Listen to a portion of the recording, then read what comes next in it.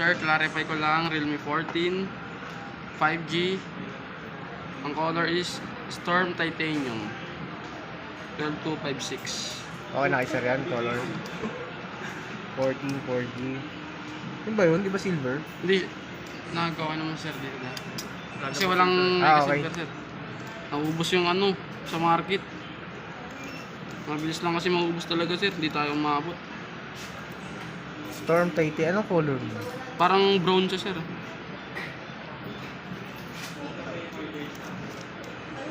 Oo, lalagyan mo rin naman ng case yun, sir. Tsaka may case naman to sir. May case na kasama. Hindi siya ano, yung transparent na white talaga.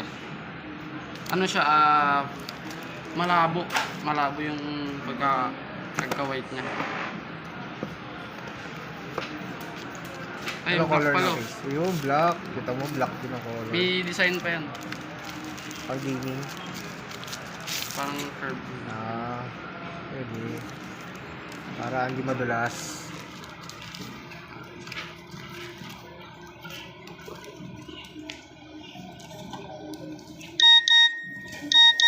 Ayun sir.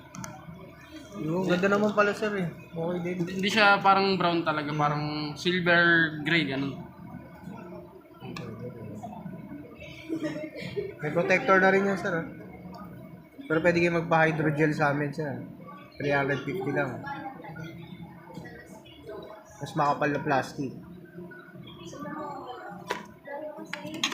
Tapos sir, naka 45 watts na to ni Superbook. Kaya 30 minutes lang sir, full charge na yung phone. 35 watts. Para mga ikot natin. Ang kagandahan dyan sir, naka-gyro yan. Di ba nag-ML ka? Kahit ano mo lang siya, i-move mo lang ng... Pa-check muna sir kung may mga scratches or dents, damage. Sir, i-ano mo. Check mo lang may sir. damage. May mga scratches, dents or damage.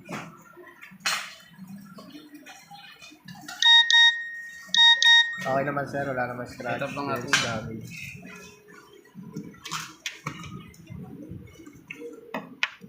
Then naka-AMOLED display na yan sir.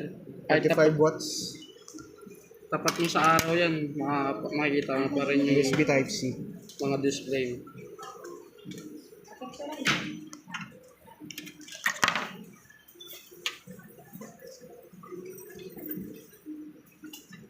Realme 14 5G